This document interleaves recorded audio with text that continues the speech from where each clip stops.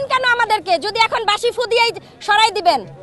সাধারণকে তো ভোট কেন্দ্র থেকে এরকম বাসি ফু দিয়া সরাইতে থাকেন, সব জায়গায় আমাদেরকে বাসি ফু দিয়া সরাই দেন। হ্যাঁ, তারপর আবার আমাদের টাকাতেই বেতন নেন, আমাদের টাকাতেই দেশটা চালান। কি পাইছেন? কি পাইছেন এগুলা? ভিতরে পুরাটা খালি ভাই, আমরা 100 মানুষ এই জায়গায় নাই। কি সমস্যা আপনাদের? আপনাদের কি বাসায় তুলে নিয়ে যাব?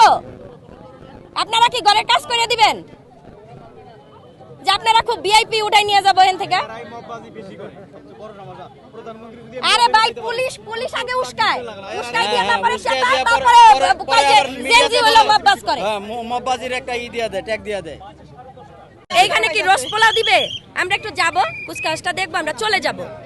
ব্যাগে দেখেন কি আনছি, ব্যাগে কিছুই আনি নাই ভাই, মোবাইলটা ছাড়া। যে জানি আমরা জনগণ, আমরা লেখাপড়া করছি, আমরা শিক্ষিত, আমরা জানি একটা প্যারেড স্কোয়াডে বা কোন একটা জাতীয় প্রোগ্রামে আসলে কিভাবে নিজেকে রেডি করে আসতে হয়। শুনেন, আপনাদের লিমিট কত এটা আপনারা বলেন নাই কেন? এই 100-200 মানুষ তো আপনার লিমিট ক্রস করবে না। 100-200 মানুষ তো আপনার লিমিট এত ক্রস করবে না। আপনারা বিএনপিরাই যদি দেখবেন তাহলে আমাদের বলছেন কেন? যারা জুলাই যোদ্ধা করে আবার রাজাকার বানাই দিবেন যে তারা 71 মানে না, 26 মানে না। আজকে 26 মানছে, এতগুলা মানুষ আসছে। 71 মানে না এরা, না মানলে আজকে 26-এ মারতে আসছে কেন? ঢুকলে এই গেট দিয়ে ঢুকবো। এগুলো হলো ফাইজলামি করা। শুনেন, আমাদের জনগণের ট্যাক্সের টাকায় পুরা সরকার লুটপাট করে। শুধু ফ্যাসিস্ট হাসিনা না, এগুলো আমরা বুঝি, সেগুলো আমরা মাইনে নিছি। কিন্তু আজকে একটা জাতীয় অনুষ্ঠান, বাংলাদেশের একটা গর্বের বিষয়, আবার তো রাজাকার বানাই দিছেন। যারা জুলাই যোদ্ধা করে আবার রাজাকার বানাই দিছেন যে তারা 71 মানে না, 26 মানে না। আজকে 26 মানছে, এতগুলা মানুষ আসছে। 71 মানে না এরা, না মানলে আজকে 26-এ মারতে আসছে কেন? আপনি প্রশ্ন করেন, জিজ্ঞেস করেন, তারপরে শুনবেন মববাজি হয়েছে। এখন যদি ধাক্কাধাক্কি করি আমরা 100 মানুষ, বলবেন মববাজি হয়ে গেছে।